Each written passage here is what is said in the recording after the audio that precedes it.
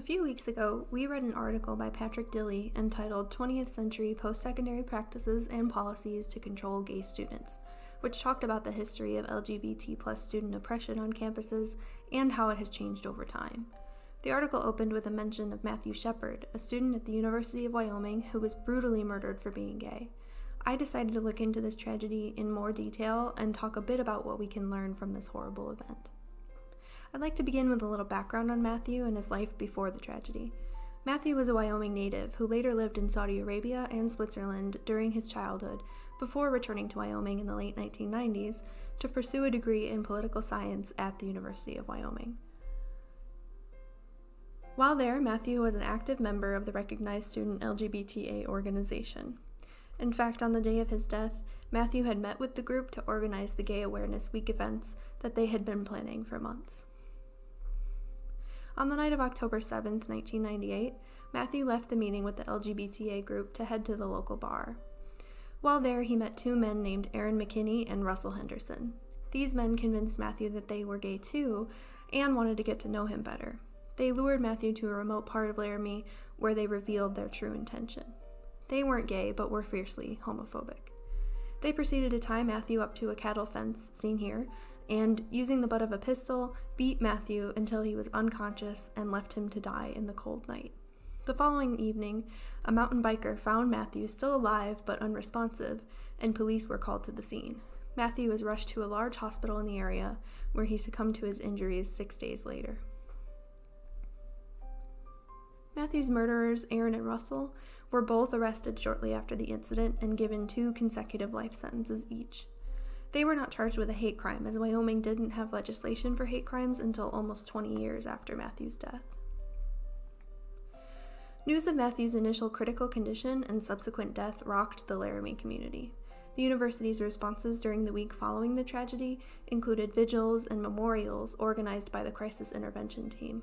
This team also managed the media presence, organized counseling services for students, and coordinated talks for both the campus community and for faculty to ensure that they were responsibly caring for their students and acknowledging the difficulty inherent in such a tragedy occurring within the community.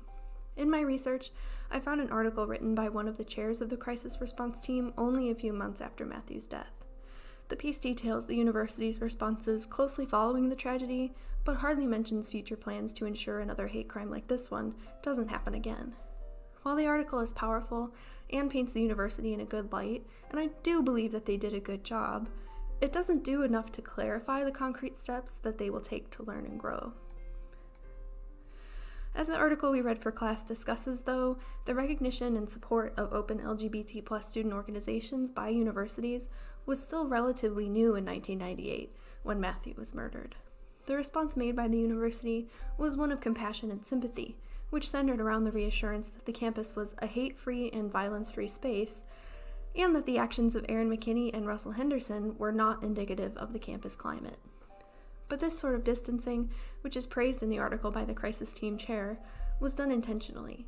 The University of Wyoming simultaneously acknowledged the pain caused by the murder of Matthew Shepard and distanced itself from the hate crimes and the possibility that these kinds of hateful views might be present on their own campus. One example of a positive change that came about after Matthew's death at the University of Wyoming is the Shepard Symposium on Social Justice, which is held every year since '98.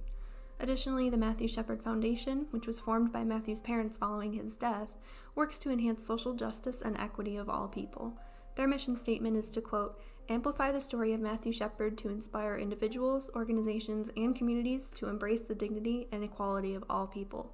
Through local, regional, and national outreach, they empower individuals to find their voice to create change and challenge communities to identify and address hate that lives within our schools, neighborhoods, and homes.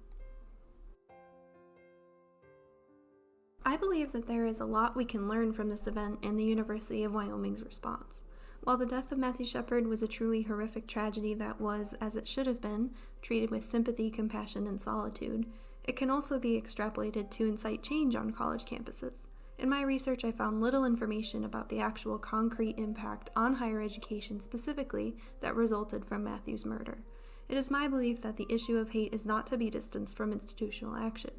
Instead, addressing the issue and taking steps to solve it are entirely necessary. Hate crimes like the one committed against Matthew occur every day against other LGBT+ identifying people. Institutions can work to be more inclusive. In Kristen Wren's article in Higher Ed Today, she outlined some specific examples institutions should take in order to ensure the inclusion of LGBT students. Here are some of them. Create institutional policy that includes gender identity and sexual orientation, regardless of whether or not the state or federal government mandates it. Conduct audits of gender and sexuality inclusive practices, like name changes, to ensure that they are not obstacles.